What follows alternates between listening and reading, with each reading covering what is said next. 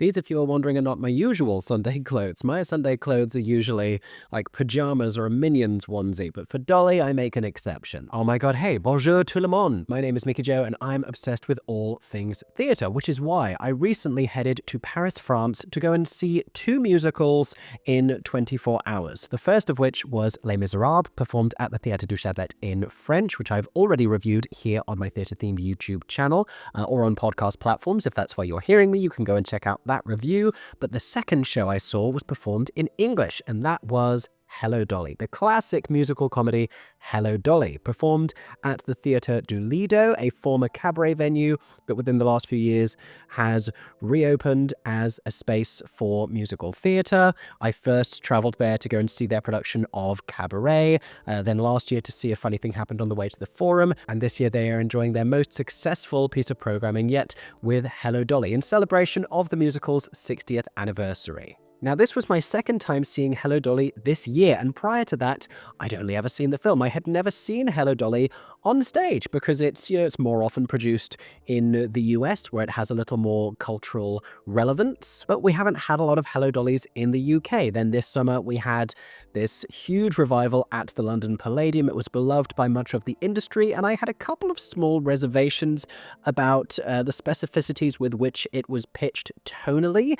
Did I feel differently about this production at the Lido? Did I maybe prefer it even? Is that a shocking thing to say? Well, it's a position I will be explaining and perhaps even defending in today's full review video. Stay tuned to find out why I enjoyed this production a little more, what it did differently in this completely different theatrical space, as well as why I enjoyed its wonderful performances. And if you don't know the show, a little bit of context and history about the musical Hello Dolly for you as well. Now, if you enjoyed this review, make sure to subscribe right here on YouTube if that's where you're seeing me, or follow me on podcast platforms. I am Mickey Joe Theatre across the musical theatre internet, and I have many more reviews and theatre-themed content coming very soon. If you have had the joy of seeing this production at the Lido in Paris, let us know what you thought of it in the comments section down below. And if you've seen any other production of Hello Dolly historically, let us know about that one as well. In the meantime, here's what I thought of Hello Dolly in Paris.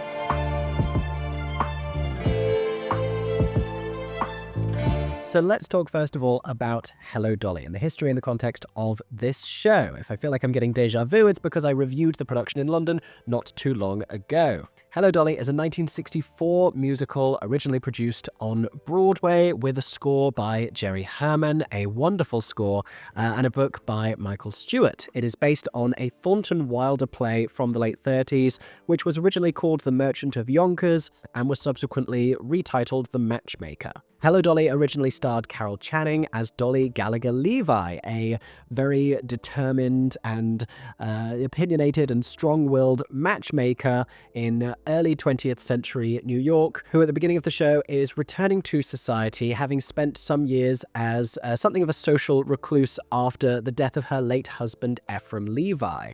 Prior to this, the two of them had been very socially exuberant. They'd been out seeking life wherever it could be found, spending every Friday night or Saturday night at the Harmonia Gardens, their favorite restaurant where they were beloved by the staff. Dolly, in the company of a young artist named Ambrose Kemper, is traveling to Yonkers, New York, where she is planning to meet with Horace Van der Gelder, who is a well-known half-a-millionaire. He is a miserly and miserable older man who, despite being very contented with his fortune and less content with the company he finds himself in, who he deems to be fools, is planning to take a new wife so that she can help provide a comfortable home for him, essentially. Now, Ambrose, the artist, is infatuated with his niece, with Van der Gelder's niece, this being one of many unions that Dolly is hoping to arrange and one of many problems she is hoping to resolve with a little bit of careful maneuvering. We immediately come to find out that Dolly is this spirited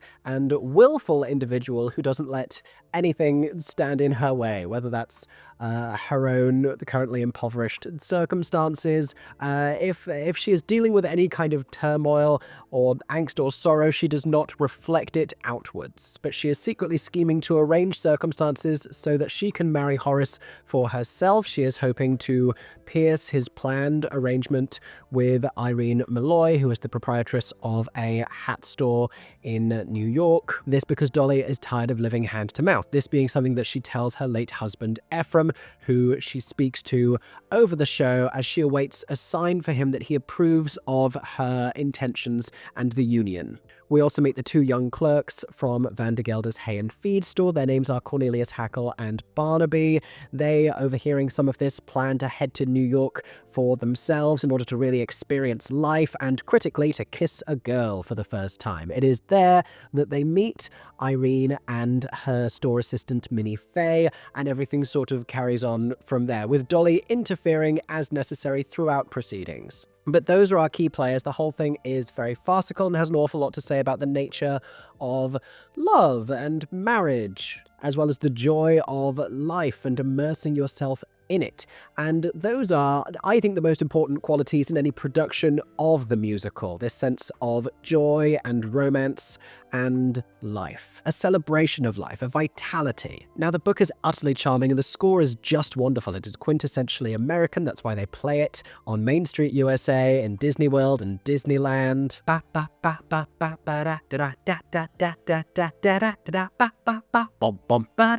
Much of the music has also been popularized by the film adaptation, which starred Barbra Streisand as Dolly and made a handful of revisions to the material, as well as a new opening number.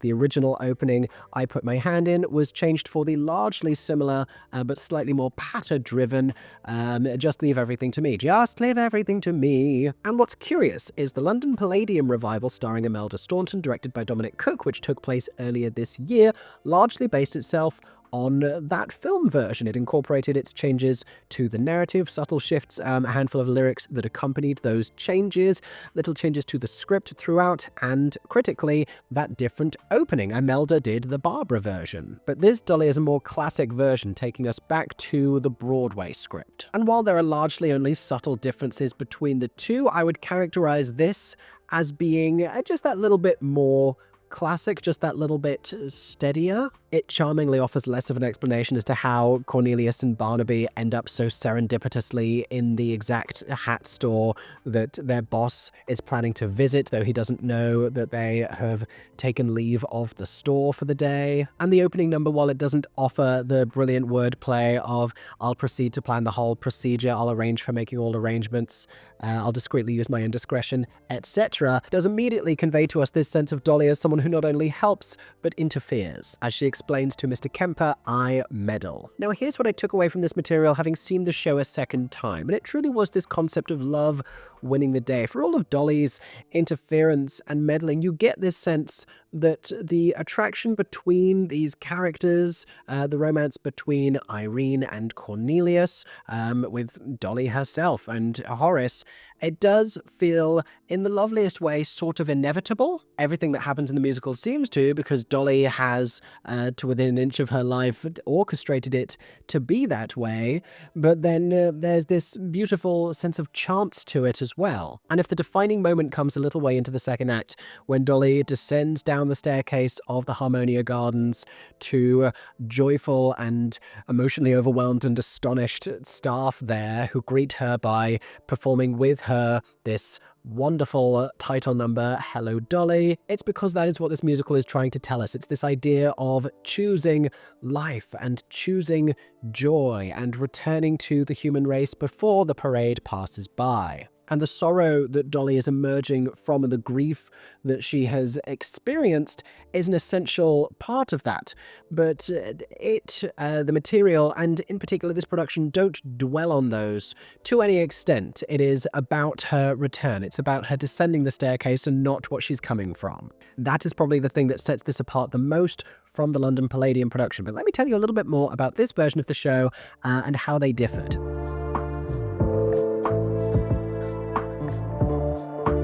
Now, this Dolly has been directed and choreographed by the exceptional Stephen Mear, and like I said, a more traditional version of the script and of the show. The Palladium production from this summer opted for many of the film's changes, as well as restoring a cut song that they put in the second act, while Imelda as Dolly was getting ready to go and spend the evening at the Harmonia Gardens with Horace, and she sang the song, I believe it was Love, Look Through My Window, Love Come to My Window. Look in my window, in my window. Anyway, that was not included in this version of the show, nor was the initial framing with Dolly putting a black dress away in her wardrobe. They truly did just focus on joy here. Now, this is a very unique space, the Theatre du Lido, where this was being presented. Like I said, a former cabaret venue. They still have elements of that. They have these fountains beneath the stage that can be raised up on a hydraulic platform. They'd used the hydraulic platform to bring in different set pieces in their production of Cabaret 2 years ago. They used the fountains themselves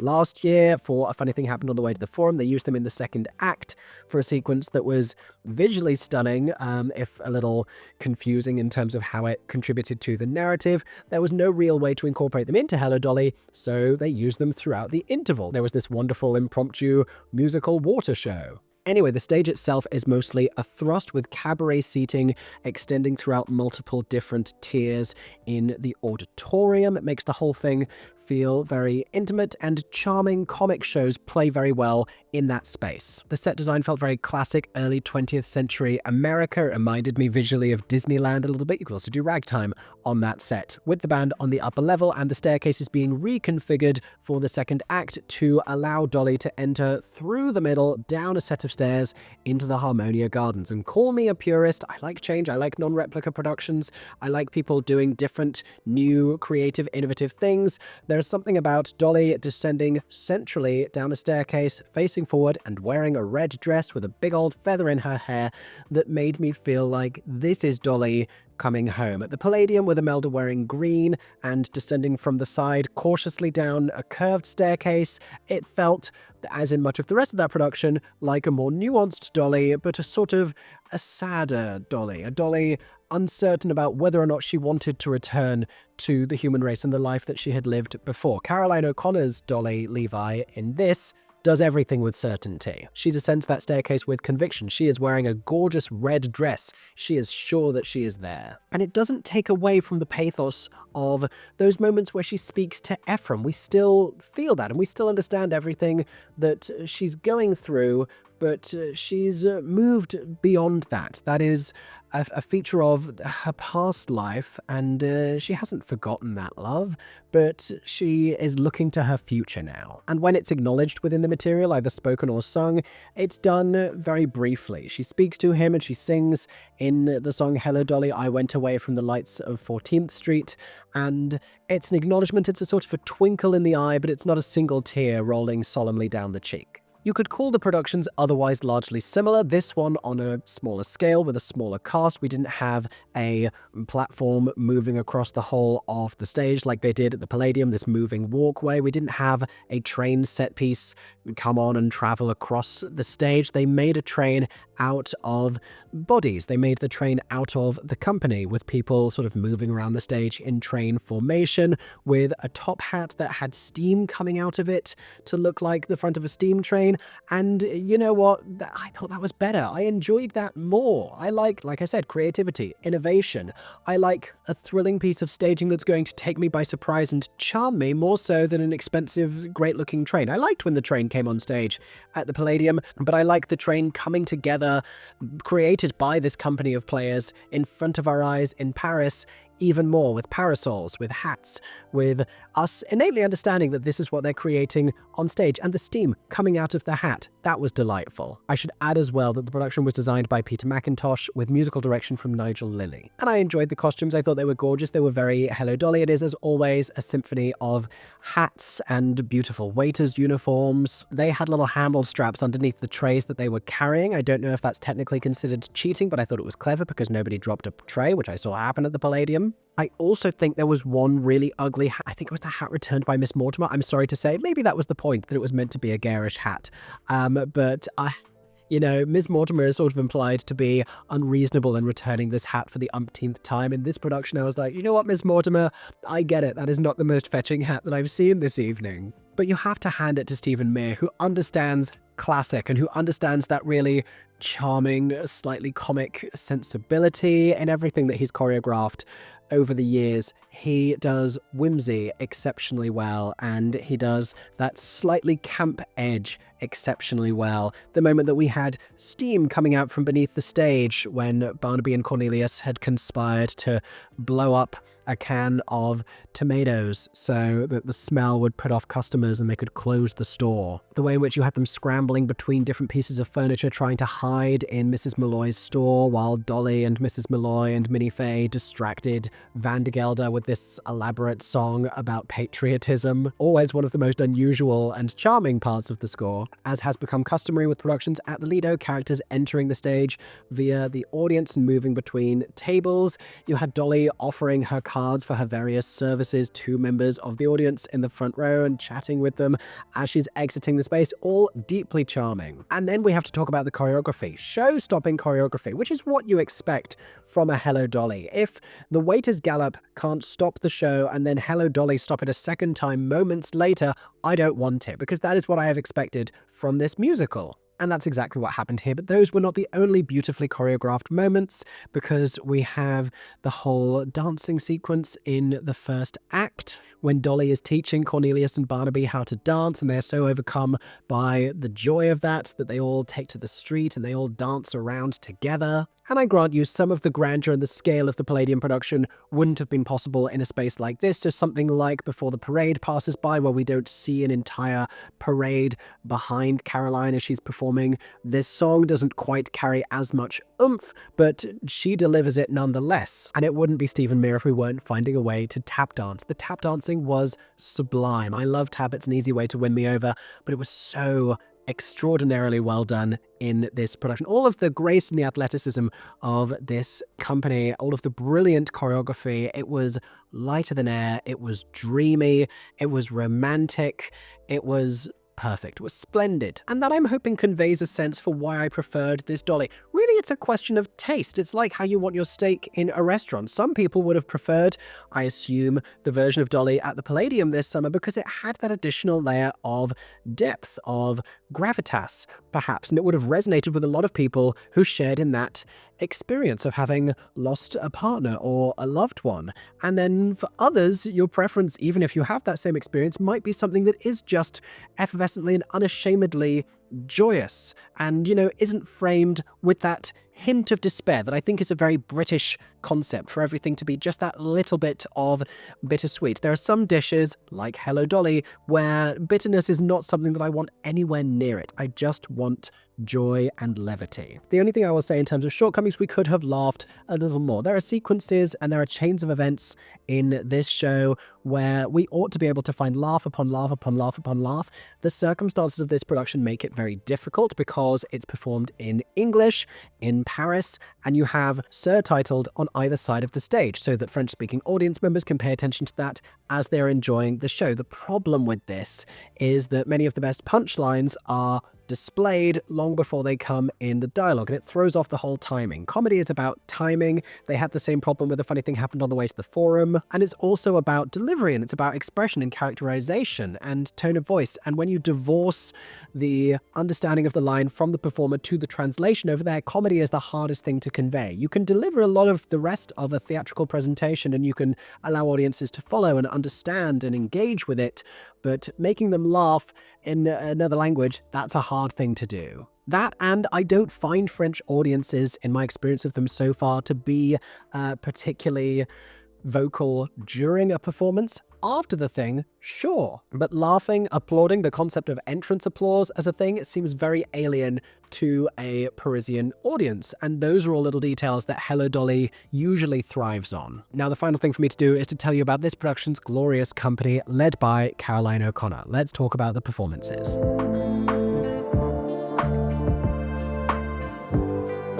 Now, Caroline is an Australian musical theatre veteran, and she has appeared on stage around the world, on Broadway, in the West End, and it was a delight, nay, a privilege to see her Dolly. She is so perfectly cast in this role because she's so winningly charming, because she's this old school leading lady. I was watching her on stage for, I think, the first time. I don't think I've had the joy of seeing Caroline O'Connor perform before, and realizing she is this combination of Liza and Chita Rivera with a lot of Barbara thrown in there vocally as well. And you can tell that she has lived and trained and performed with the greatest respect for those old school classic leading ladies. She has the same twinkle in her eye. She has the same flair in her delivery. The things that can't be taught in the realm of musical theatre and performance. She has that quality that you have to be born with. She has that understanding of the material and where it comes from and those that came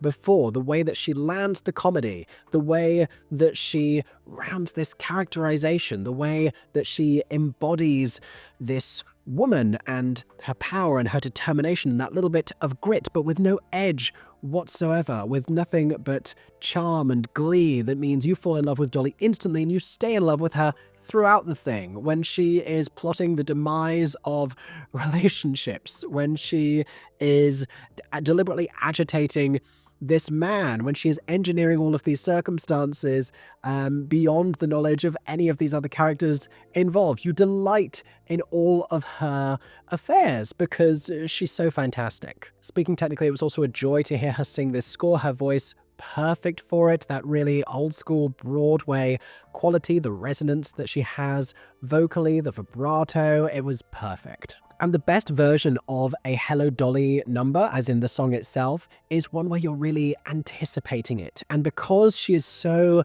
dynamic on stage, because she is such a light, we feel her absence in the second act until that moment. And they really preempted in the script when you have all these waiters running around saying, it's her, she's here, she's coming. And then the moment happens when she enters and joy radiates from her. This huge smile across her face, and the utter accomplishment and comfort with which she performs that number tells you that Dolly is exactly where she belongs, just like they say in the lyric. I cannot think of a better Dolly. I hope that she gets to do it, honestly, in subsequent productions around the world, because everyone deserves a part of that joy. And she was joined by a wonderful company. Starring opposite her as Horace van der Gelder was Peter Polycarpou, who is one of our best comic musical theatre actors. His performance as Ali Hakim in the National Theatre production of Oklahoma, I think to this day has yet to be bested. He is particularly fantastic as these long-suffering romantic characters. He plays the agitation very well, but he is still likable to us, and that's a difficult thing for a Van der Gelder, particularly the way that he is introduced and, you know, how he spends the majority of the show. He has this little moment right at the end in order to redeem himself. I believed the love between them more in this production, I think, than I did at the Palladium, and I didn't find his outbursts wearying. I found them charming, in fact. As were the quartet of young lovers, comprised of Cornelius Hackle, played by Carl O, Irene Malloy, played by Monique Young, Barnaby Tucker, played by Rhys McGowan, and Minnie Fay, played by Chrissy Beamer. Carl particularly delightful in those moments where you could see him falling in love with Irene, and Monique's performance of Ribbon Down My Back, beautiful, lighter than air, delicious, sounded perfect, tonally wonderful. It had this delicate but womanly romantic quality to it where it felt like this mature and understood love song from the perspective of someone who has lived a life, who has been married, who has become a widow and is ready to experience passion and romance again. And truly, Rhys and Chrissy had several scene-stealing moments as Barnaby and Minnie Fay. A delight to see a production where those two, with what limited material they have, are as wonderful as, again, charming, delightful as they were. This largely because Rhys played Barnaby in a way that was just so sweet and so earnest, and Chrissy has this indefatigable energy on stage. She's been brilliant in just so many things. And that first scene where we meet her, where she is absolutely scandalized by the things that Mrs. Malloy is saying, and she's reluctant to participate in this kind of shocking conversation. She's hysterically funny. And then the two of them together as they come together, wonderful, absolutely wonderful. And don't get me wrong, it's not a musical that feels compellingly vital and like it speaks to the now, but it's a tonic for challenging times, and it, at its best, is a bubbling glass of champagne. And that is what I thought this production was. That is exactly what